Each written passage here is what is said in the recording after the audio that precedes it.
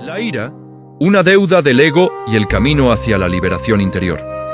La ira no es un estado emocional aleatorio, sino una deuda costosa en la que el individuo que paga el precio más alto es precisamente aquel que está furioso.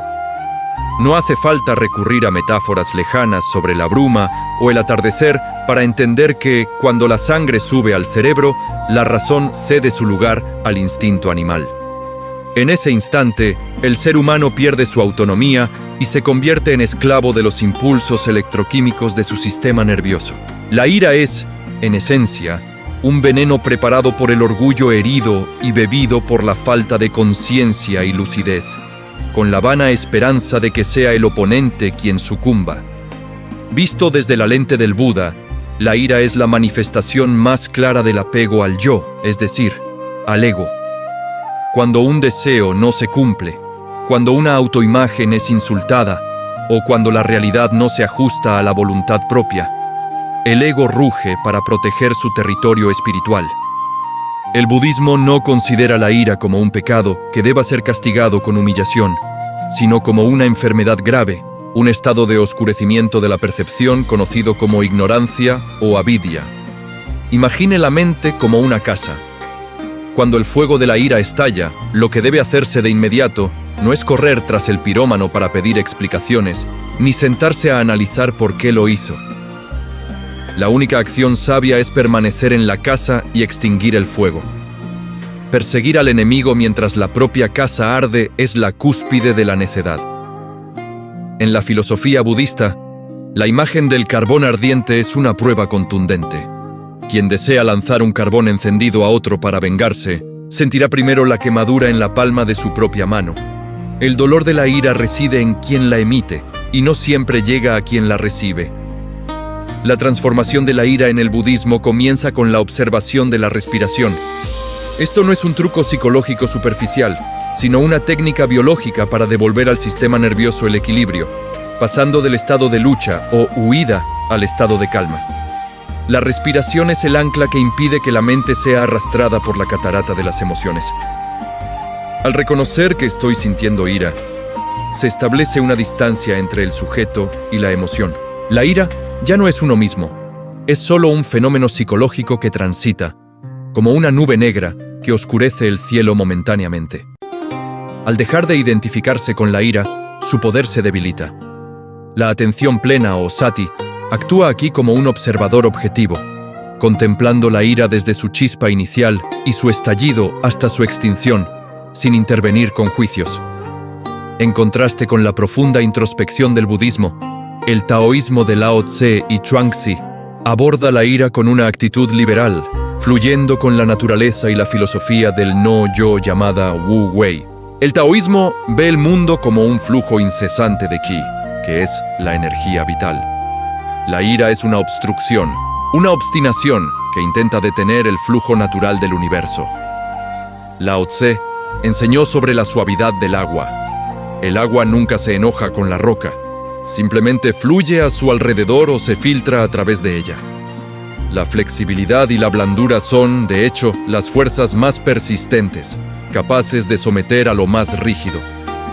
Aquel que sabe seguir el Tao nunca permitirá que la ira enturbie el agua cristalina de su alma. Zhuangzi, el maestro de las metáforas, dejó la lección clásica de la barca vacía.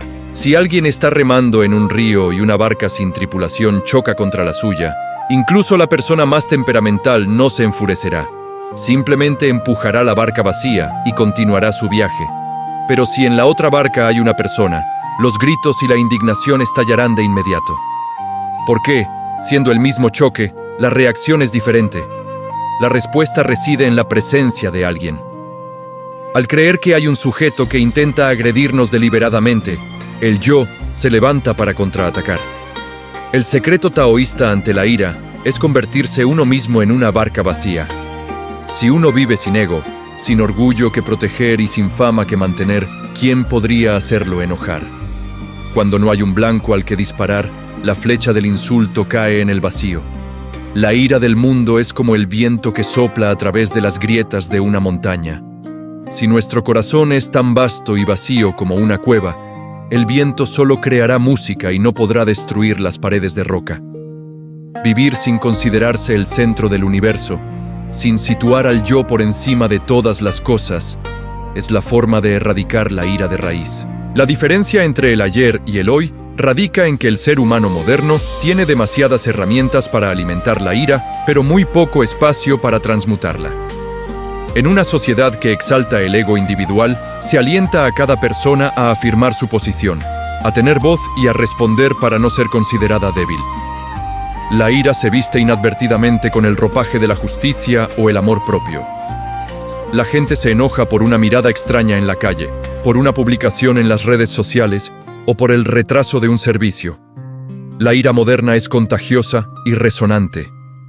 Ya no es un asunto personal, sino una energía toica que envuelve las relaciones sociales. Mientras que el budismo nos enseña a mirar hacia adentro para ver la vacuidad de las emociones, el taoísmo nos enseña a mirar hacia afuera para ver la armonía de las leyes naturales. Son dos caminos que, aunque distintos en su origen, convergen en un mismo punto final, que es el desapego. El desapego no es cobardía ni evasión, sino la valentía suprema de no permitir que las circunstancias externas dicten nuestro estado interno. Una persona que se enoja fácilmente es una persona fácil de manipular. Basta con lanzar un insulto para que reaccione como una máquina programada. Eso no es fuerza, es la debilidad de una mente sin autocontrol. Observe la ira desde la perspectiva de un observador experimentado de la vida. Cuando surge la ira, el ritmo cardíaco se acelera, los músculos se tensan y el rostro se deforma. Es el momento en que la belleza de la humanidad es arrebatada. En ese estado, cualquier decisión es destructiva. Las palabras pronunciadas en la ira son como clavos martillados en una cerca, pues aunque se quiten los clavos, las cicatrices permanecen para siempre. El ser consciente comprende que vencer a 10.000 enemigos en el campo de batalla no es comparable a vencer la propia irritabilidad en el corazón. El silencio durante la ira no es el silencio del perdedor, sino el silencio de un caballero que domina su propio reino espiritual. La realidad de la vida demuestra que la mayor parte de aquello que nos enfurece hoy será ridículo o insignificante dentro de 10 años. Entonces, ¿por qué desperdiciar la energía del presente en cosas que el futuro cubrirá de polvo? La ira es, en realidad, un error de cálculo de valores. Se intercambia la paz del alma, el tesoro más preciado, por un momento de gratificación efímera del ego herido. Es una transacción con pérdidas totales. Para gestionar la ira según el espíritu de los sabios, es necesario practicar la postergación. Cuando sienta que el fuego comienza a arder, concédase un momento de silencio. No hable, no escriba y no actúe. Esta postergación no es para reprimir la ira, pues la represión genera una explosión mayor después, sino para dar tiempo a que la razón regrese. Pregúntese si esta ira realmente es lo que usted es, o si este enojo cambiará la realidad. Cuando la respuesta es no, la ira pierde automáticamente su fuente de energía y se desvanece. El taoísmo también ofrece una visión interesante sobre la inutilidad. Un árbol retorcido y nudoso no es talado por el carpintero para obtener madera, y gracias a eso vive muchos años. Una persona que parece inútil en el arte de discutir, que no sabe responder a palabras hirientes, es quien conserva la integridad de su espíritu o Shen. No temas ser considerado un necio por no participar en las batallas del orgullo. En un mundo de personas que gritan de rabia, quien mantiene la calma es quien posee el verdadero poder.